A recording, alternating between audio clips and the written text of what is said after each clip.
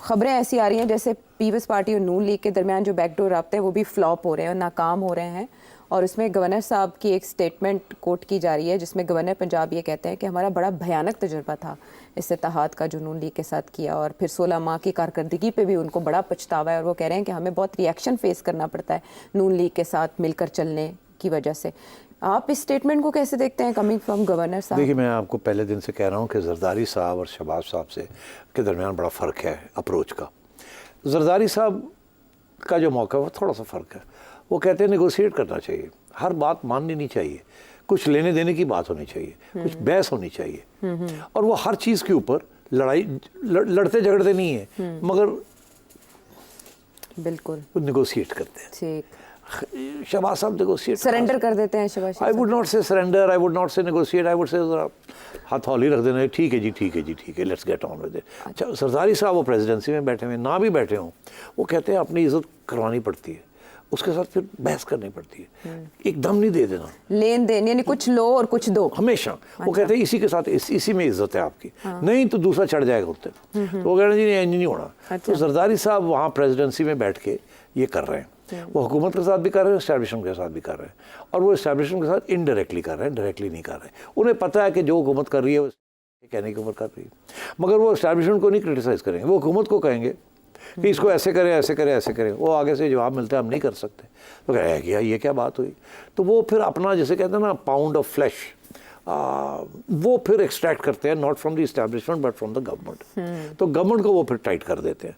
तो अब वो यही है कि पीपल्स पार्टी को कंसल्ट नहीं करते, ये नहीं करते, वो नहीं करते, ये सब जरदारी साहब के टैक्टिक्स हैं। आखिर में वो ही will not do anything to destabilise this government, मगर आखिर वक्त तक जाएंगे, ना ना ना, आखिर में आगे मान जाएंगे और थोड़ा सा एक्सट्रैक्ट कर लेंगे। देखिए, ये नेगोशिएशन का यही होता है ना। मैं आपको एक एलिमेंट्री प्रिंसिपल नेगोशिएशन का बताऊं। आपने गाड़ी बेचनी है, आपने कहा जी मैं 2 करोड़ की गाड़ी बेचा हूँ, अच्छा, तो आगे से ऑफर आती है 1.5 करोड़ की, तो अब आप 2 मांग रहे हैं, वो 1.5 मांग रहा है। तो अगर तो आप कहेंगे नहीं जी मैं तो 1.5 2 तो घट नहीं लेना, वो कहता मैं 2 तो बाद घट नहीं लेना, वो कहता मैं 1.5 तो बाद नहीं दे सकता, तो फिर वो कहता अच्छा जी अस्सलाम वालेकुम। तो ऐसे नहीं होता। होता ये है कि वो जो 2 वाला है वो उसको कहते हैं यार कुछ करो ना, कुछ करो ना, कुछ, अच्छा यार आपके लिए 1 करोड़ 90 कर देते हैं। उधर से वो भाई आप भी तो कुछ करें ना, ये तो कोई बात नहीं है ना जी, अच्छा जी चले 150 से 160 कर देते हैं। तो फिर 2 हफ्ते की बात नहीं होती, फिर एक फ़ोन करता है, अच्छा जी सोचा तुसी, और जी असी तो पहले सोचा है, तुम दस्या होया कि असी तो 190 तो घट नहीं देनी। और सर जी खुदा दा खौफ करो, वो जी है जी वो, अच्छा चलो 185 कर देने, चलो हम बस आखिरी है, तो उधर चलो जी 165 कर देने। तो ये जितनी देर आप नेगोशिएशन करते हैं उतनी ज़्यादा फ़ायदा होता है नेगोशिएटर जो कि डिले कर रहा होता है। जो जल्दी करता है उसका फ़ायदा नहीं होता, नुकसान हो जाता है। तो नेगोशिएशन टैक्टिक्स इसीलिए हर बात जो है जो कि एक दिन में हो सकती है। अगर मैं आपसे कहूँ आयशा यार 2 मंगना पे तो 175 तो डन कर देने, अद्धा तू कर दे अद्धा मैं, तू अद्धा तू उत्ते आते अद्धा मैं हुआ, तो एंड में 2 महीने के बाद आना वही है, मगर लड़ झगड़ के आना है। यहाँ तो दोस्ती सुलह में आयशा समझेगी पता नहीं मैंने सही किया है, इन्हें करा लिया जल्दी जल्दी मेरे को, मैं कहूँगा पता नहीं आयशा ने चाम लगा के मेरे को जल्दी करा लिया, एक ही चक्कर है। तो वो जब आप लड़ के कुछ लेते हैं तो फिर वो यू फील कि यार मैं बड़ा ठीक ठाक डील की है। अगर जल्दी डील हो जाए तो दोनों साइड सब समझती हैं कि यार गड़बड़ हो गई, वो ज़्यादा अच्छी डील ले गया। तो जरदारी साहब का ये फ़लसफ़ा है कि पहले हाँ करनी नहीं है, ठीक, अपना डिमांड जो है वो ठक ठक ठक ठक। तो जरदारी साहब बिलावल जो है वो बिल्कुल ऐसी बात नहीं है कि वो अलग अलग गेम खेल रहे हैं, दे पार्ट ऑफ द सेम, मगर बड़ी अच्छी वो अपनी तरफ से खेल रहे हैं। और जरदारी साहब भी गेम खेलते हैं इस तरीके के साथ। उनके 2 ऑब्जेक्टिव्स हैं। एक उनका ऑब्जेक्टिव है कि अगले राउंड में बिलावल को भेजना है ऊपर जी, और दूसरा ऑब्जेक्टिव ये है कि एस्टैब्लिशमेंट को जफ्फी पा के बहना है, मगर लड़ाई नहीं करनी, लड़ाई नहीं करनी, लम्हा भी नहीं पै जाना, मगर नेड़े रहना।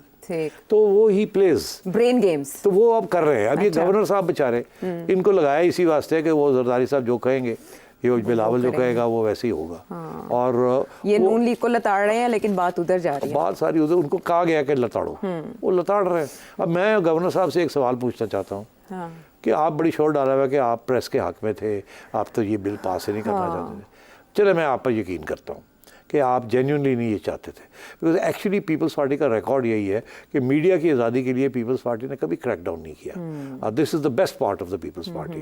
वो कड़वा घुड़ करके गाली खा लेते हैं, ठीक, मगर मीडिया का क्रैकडाउन नहीं करते वो, ठीक है। ये मोहतरमा ने पहले दिन से ये पॉलिसी इख्तियार की थी। अच्छा, तो अब बात ये है कि ये जो बिल पास हुआ पंजाब में, अगर गवर्नर साहब इतने ही कंसर्न थे कि इसको नहीं होना चाहिए तो बिल वापस कर देते। बिल लेके क्यों बैठे रहे?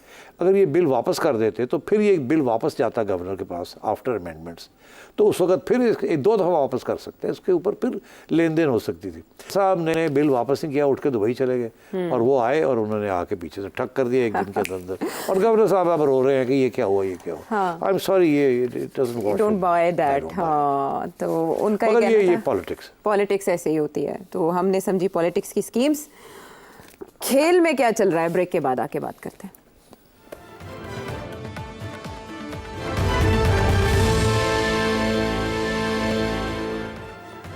शो में एक बार फिर खुश आमदेद। सेठी साहब, कभी ट्रेंड बना था क्रिकेट कम्स होम, अब ट्रेंड है क्रिकेटर्स कम होम। कुर्बानी से पहले कुर्बानी होगी या नहीं होगी, कुर्बानी के बाद कुर्बानी की खबरें चल रही हैं। और सुनैब मोहसिन नकवी साहब, चेयरमैन पीसीबी, वो बहुत इजलास मुनक्किद कर रहे हैं और उसमें और भी ओहदेदार बैठ रहे हैं। और शाहिद अफरीदी साहब ने फरमाया 8 से 9 खिलाड़ी जो हैं वो फारिग होने जा रहे हैं। सुपर 8 में पहुंचने के इम्कानात जैसे ही ख़त्म हुए, इफ्स एंड बट्स पे हमारी टीम थी परफॉर्मेंस के बजाय। ये रह जाए, ये हो जाए, रन रेट ऐसे हो जाए, पॉसिबिलिटी। लेकिन जो पाकिस्तानी थे उन सब की उम्मीदों पे पानी फिर गया और सबसे कमज़ोर टीमों से पाकिस्तानी टीम हार के अब मुल्क वापस आ जाएगी, ईद यहीं मनाएंगे। यहाँ मैं आपसे जानना चाहती हूँ कि आपने इससे पहले बहुत बार नकाइस की निशानदही की कि ये चीज़ें देख लें, इनसे आपको नुकसान हो सकता है। आपने बताया कि वो चीज़ें नहीं देखी गई तो उसका फॉल आउट ये है। अब आप मुझे ये बताएं कि रिज़ाइन कौन करेगा, कोई जिम्मेदारी कबूल करेगा, सिलेक्शन कमेटी में से कौन कौन फारिग होने जा रहा है? देखिए, मुझे ये तो नहीं पता कि कौन फारिग होने जा रहा है या नहीं। ये तो अब क्रिकेट बोर्ड जो है वो फैसला करेगा। वो board is led by chairman Mohsin Naqvi साहब। 3 माह हो गए हैं मेरा ख्याल है इनको आए हुए, या काफ़ी टाइम हो गया मेरा। हाँ, वो जैसे केयर टेकर गए तो ये आ गए। तो मेरा ख्याल उससे 1-2 दिन पहले ही आ गए थे। हाँ, पहले तो बोर्ड की मीटिंग ही नहीं हुई। अच्छा, एक मीटिंग हुई है, उसके बाद मीटिंग ही नहीं चेयरमैन साहब ने की। चेयरमैन साहब बहुत बिजी रहे हैं, आपको पता ही है, वो सेनेटर भी हैं, फिर सारा काफ़ी भाग दौड़ भी। तो फैसले तो बोर्ड में होते हैं, मगर यहाँ ऐसे लग रहा है कि बोर्ड के अंदर कोई ख़ास उसको अहमियत नहीं दी जा रही।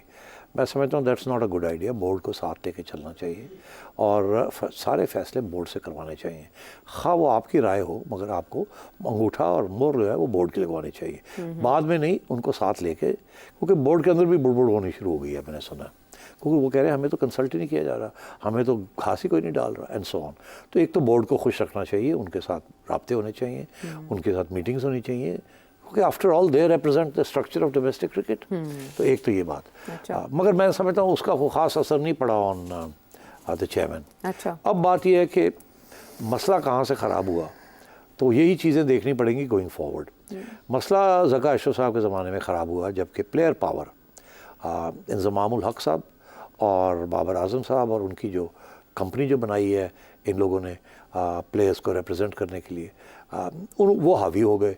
उन्होंने बहुत सख्त प्रेशर डाल के एक प्लेयर्स कॉन्ट्रैक्ट नए सिरे से करवाए और 3-3 साल के कॉन्ट्रैक्ट्स कराए, और फ्रैंकली अनप्रेसिडेंटेड ऐसे थे जैसे कि मैं जब पढ़ के मैं हैरान परेशान हो गया कि ये कर क्या रहे हैं। ये तो बिल्कुल आपके हाथ से, क्रिकेट बोर्ड के हाथ से सारा कुछ जा रहा है, और जिन लोगों को आपने सरबराह बनाया वो तो खुद इन्वॉल्व है इन चीज़ों में, तो ये नहीं होना चाहिए था। बहरहाल उन्होंने, मेरा नहीं ख्याल ज़का अशरफ साहब को क्रिकेट के बारे में या मैनेजमेंट के बारे में कोई ख़ास पता है, और मैं खुल के ये बात कह रहा हूँ। और वो सियासी शख्स हैं और वो सियासी तौर पे आए थे और वो सियासी तौर पे इसको ट्रीट कर रहे थे, तो उनकी एडवाइस भी उनको बड़ी बुरी मिली, और क्योंकि वो अच्छे लोग भी नहीं थे उनके पास, और उन्होंने फिर ये जो सारे फैसले किए वो गले पड़ गए।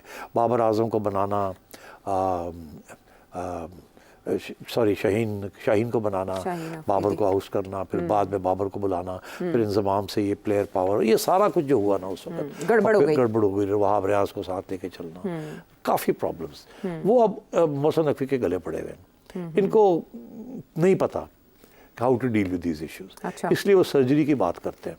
मैं बड़े विद ड्यू रिस्पेक्ट, ये जो आज खबरें आ रही हैं कि जी प्लेयर्स कॉन्ट्रैक्ट्स जो हैं रिव्यू होंगे। वो रिव्यू होंगे, ये होगा, उससे कोई फ़र्क नहीं पड़ेगा। अच्छा। वो जो गंद पड़ना था ना वो पड़ गया अब आप प्लेयर्स कॉन्ट्रैक्ट्स को रिवाइज करेंगे, कोई फ़र्क नहीं पड़ेगा, इसके साथ टीम स्पिरिट नहीं बनेगी। ये आप प्लेयर्स को क्यों पनिश कर रहे हैं आप? अगर पनिश करना है तो जो पॉलिसीज़ अख्तियार की गई, जिन लोगों ने वो पॉलिसीज़ अख्तियार की, जो पॉलिसीज़ फॉलो हो रही थी, जिसकी वजह से टीम के अंदर डिसयूनिटी हुई, उसको आप देखें। अब ये तो होना ही था। अब ये इंडिविजुअल प्लेयर्स को एयर मार्क करना कि आप ट्रबल मेकर हैं, आप ट्रबल मेकर हैं, इनको निकाल दें, इनको कर दें, ऐसे काम नहीं चलेगा। This is not the approach. अच्छा। ये मैं आज बड़े ऑन रिकॉर्ड कह रहा हूँ। अभी सारी दुनिया में, पाकिस्तान के अंदर डिमांड है बाबर को निकाल दो, फलाने को एक्स कर दो। कोई कहता है चेयरमैन की छुट्टी कराओ, कोई कहता है चेयरमैन रिजाइन करे, कोई कहता है बाबर को निकालो, कोई कहता है शाहीन को डालो, कोई कहता है जी अद्धी टीम को फारग कर दो, कोई कहता है इनके प्लेयर कॉन्ट्रैक्ट कर दो। I don't agree with any of this. Then what to do? What to do is a different strategy altogether. Time बहुत थोड़ा है। हाँ बिल्कुल, ख़त्म प्रोग्राम का ख़त्म टाइम है। तो मैं ये समझता हूँ कि इनको ज़रा सोचना चाहिए कि स्ट्रैटेजी क्या है, टीम कैसे बनानी है, आगे कैसे जाना है। कैप्टन का इशू रिजॉल्व हो जाएगा, it's not a big issue, believe me. Coaches का issue is a very big issue, very big issue. कोचेस का आप मसला हल कर लेना तो कोचेस संभाल लेते हैं टीम को। और जो आपने फ्रेंकली जो कोचेस आपने लगाए हुए हैं, that is the wrong approach to coaching in cricket. इसीलिए it was a wrong approach कि आपने काकुल भेज दिया फिज़िकल ट्रेनिंग के लिए। It's a wrong approach.